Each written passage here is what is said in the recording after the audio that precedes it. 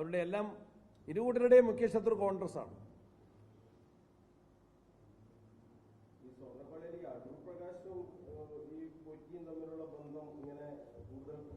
നമുക്ക് കൃത്യമായിട്ട് നല്ല ചോദ്യം അത്.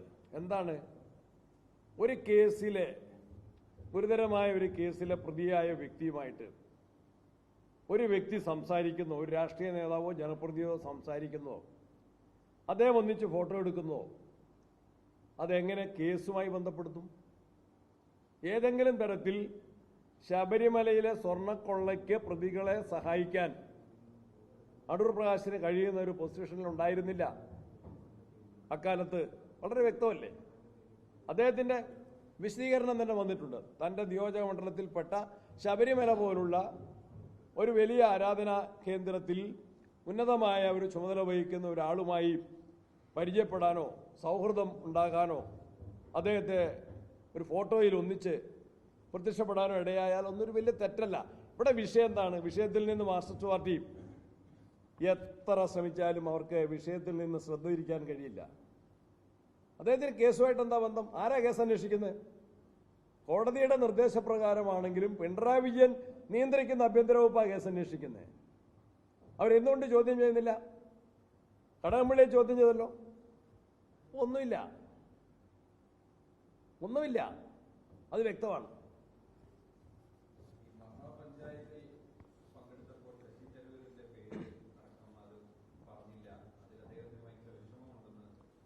ഇല്ല, അതൊക്കെ അതൊന്നും. ഇന്നലെ ഡൽഹി മീറ്റിംഗിൽ വരാത്ത അദ്ദേഹം കോഴിക്കോട് നേരത്തെ ഏറ്റിരുന്ന പ്രോഗ്രാം ഉണ്ടായിരുന്നു, അതുകൊണ്ടാണ്. ഞങ്ങൾ പറഞ്ഞില്ലേ, ഞങ്ങളെ ജനങ്ങളുടെ പിന്തുണ ഇപ്പോൾ തന്നെ കൂടുതലായിട്ട് കിട്ടിയിട്ടുണ്ട്. അതിനെ കൂടുതൽ ശക്തിപ്പെടുത്താൻ വ്യക്തികളും പ്രസ്ഥാനങ്ങളും ഒക്കെ മുന്നോട്ട് വരുമെന്നാണ് ഞങ്ങൾ കരുതുന്നത്.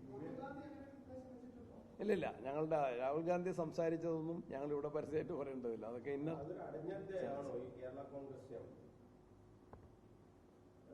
ഞാൻ നേരത്തെ പറഞ്ഞിട്ടുണ്ട്. ഞാൻ അൻവറിന്റെ കാര്യത്തിൽ കണ്ണൂരിൽ നിന്നാണ് പറഞ്ഞത്.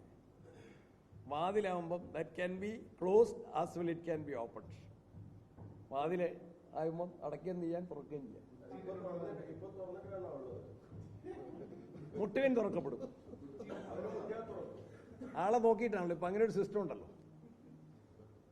നല്ല വലിയ വീടുകളിലെ സ്ഥാപനങ്ങളിലൊക്കെ ആരാ വരുന്നത് നോക്കിയിട്ട് ഗേറ്റ് തുറക്കുന്ന സംവിധാനം ഉണ്ടല്ലോ. നോക്കാൻ നമുക്ക് രാഷ്ട്രീയല്ലേ.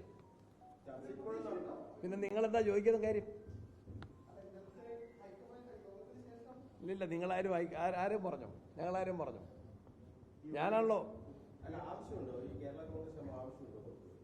UDF ശാക്തീകരിക്കാൻ. കണ്ണൂർ ജില്ല ഇന്നലെ കെ സുധാകരൻ രാഹുൽജിയുടെ ഖാർഗെജിയുടെ മുമ്പിൽ പറഞ്ഞതാ. കണ്ണൂരിൽ എത്രയോ ആൾക്കാർ ഇങ്ങോട്ട് വന്നു, NCP നേതാക്കന്മാരൊക്കെ.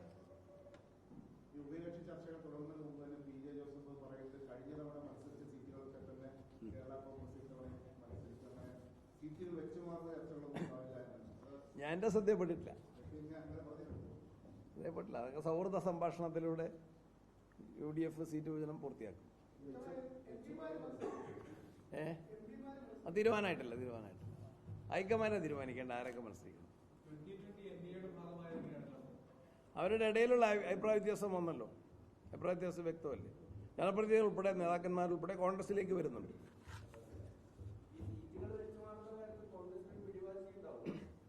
ഒന്നിലും പിടിവാശിയില്ലല്ലോ. കോൺഗ്രസ് എപ്പോഴും വിശാല മനോഭാവത്തിന്റെ പാർട്ടിയല്ലേ. നിങ്ങളോടും പിടിവാശിയില്ലല്ലോ ഉത്തരം പറയുന്നതിലും.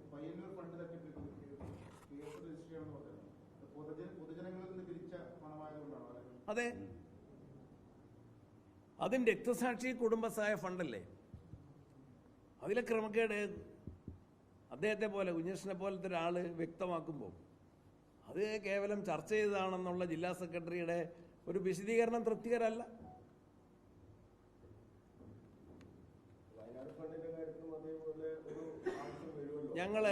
എനിക്ക് തന്നെ യൂത്ത് കോൺഗ്രസ്സുകാർ പൈസ തന്നത് 1 കോടിയിലധികം രൂപ യൂത്ത് കോൺഗ്രസ് സമാഹരിച്ച പൈസ എൻ്റെ പേരിൽ തന്നെയാണ്. 3.5 കോടി രൂപയുടെ സ്ഥലം അവിടെ രജിസ്റ്റർ ചെയ്തിട്ടുള്ളത്.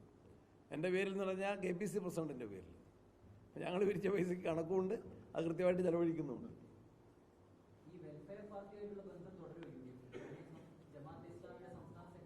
ഉണ്ടെങ്കിലല്ലേ തുടരാൻ പറ്റുള്ളൂ. ഇല്ലാത്ത എങ്ങനെ തുടരാൻ പറ്റും? CPM ഉണ്ടായിരുന്ന ബന്ധം അവസാനിപ്പിച്ചു എന്ന് അവർ പറഞ്ഞാൽ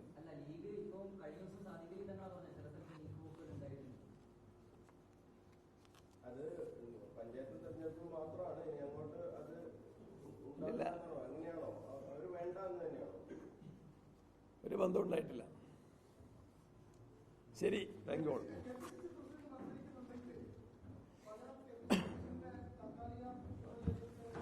It's an imaginary question.